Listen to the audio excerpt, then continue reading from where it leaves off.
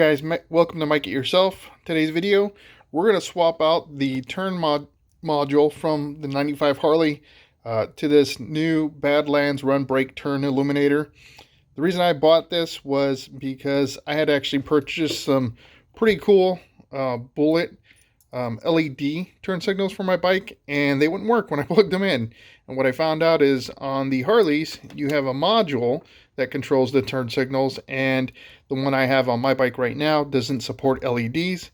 So I went ahead and bought this one to upgrade, not only to be able to allow me to use LEDs for my turn signals, but in addition to that, I can now use this module to turn my rear turn signals into not only turn, but run and brake lights as well. So just bringing more visibility to the bike in darkness. So when I hit the brakes, again, more lights that people can see, the less likely I'm going to be in an accident or anything like that. So again, as you know, in my videos, I always preach safety when it comes to riding bikes. So again, just trying to make yourself visible is the best thing you can do on a bike. It's already hard for folks to see as it is. So better to be safe than sorry. All right, guys, so we've got the seat lifted off so I can expose where the module is, and it is just kept kind of wedged here between the battery and the oil tank, basically. So this is the old module. I have no idea what brand this was. It's a 3-wire setup, so it's not very complicated at all, which means I'm actually going to be adding complexity to this with the new module. So I'm going to get my electricity probe to determine what wires will be doing what, so that way I can go ahead and configure the new one to work properly with the new backlights or the new turn signals and the existing brake light.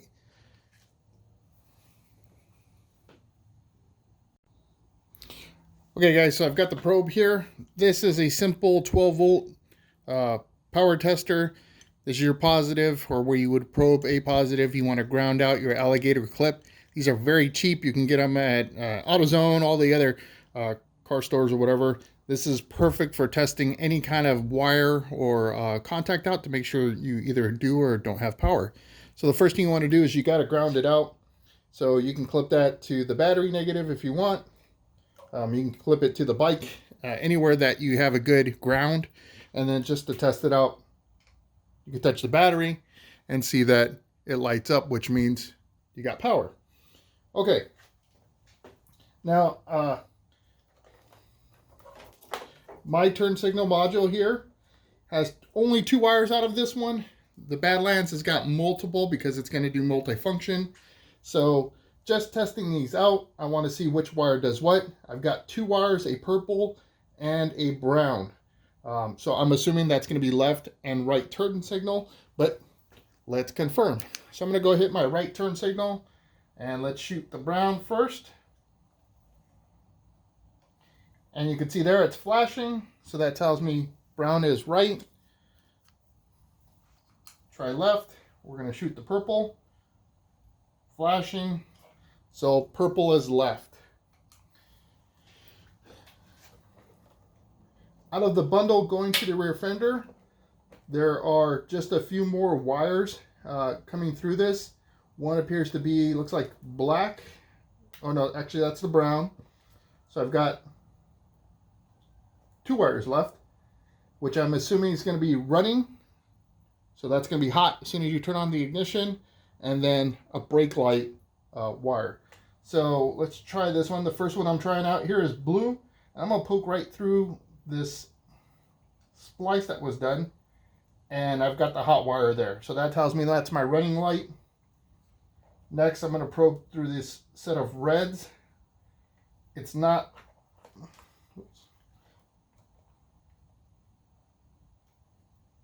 Being that it's not lighting up, tells me it's probably my brake light, but I'm going to confirm, give the brake a squeeze.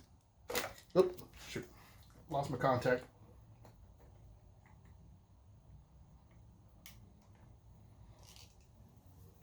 All right, give the brake a squeeze, and it comes on. So that's my brake wire. So I've got blue for running, red for brake, purple for left, and brown for right. And then there's a last wire, which is just a ground. That's simple. So I'm going to go ahead and document that. And that way I can go ahead and get to splicing in the new Badlands unit. So in the Badlands kit, it comes with some of the details of the bike. And what I really like is they list out the colors of their wires and what they represent, letting you know these are your inputs, which are going to be feeding the unit, and these are your outputs. So here I just put a side-by-side of what I tested here on the bike. These two are new because they're multi-function. So what I'll need to do is, once I cut into the wire harness here, which this is not a stock Harley plug for sure, because the wire colors change. So I'm going to need to make sure I document those wires as well. When I cut them, I want to make sure that I connect the correct wires to these two outputs here, which is going to be my gray and my yellow wire out of the Badlands unit. And that's going to feed in to the turn signals for left and right, for the brake light, which is going to be left and right also on the turn signals, and the actual brake light itself too will have the run and the brake. Okay, so we've got the unit installed now on the bike, and did a little bit cleanup with the wire harness. I put some loom around it just to make it look a little bit cleaner. I use connectors because if I want to ever be able to take it out, I can. I didn't really care for the connector that they sent with it. It could be argued either way which one's better. So I'm going to go ahead and tuck this in kind of where the original one was. I do have to clean up or zip tie this power wire. They give you a little bit of excess. I couldn't cut it really much shorter than what it is when it comes with it. So I'll clean that up. But to show you how this works, we're going to go ahead and got to turn that on. So we've got that on now. I'm going to back you up here, or at least show you a clean shot of the lighting. So now we've got 3 lights running for running lights. Right turn, left turn. You can do brake light. And if you're in a turn and you hit your brake, your tail light, your regular tail light, and your left light would light up.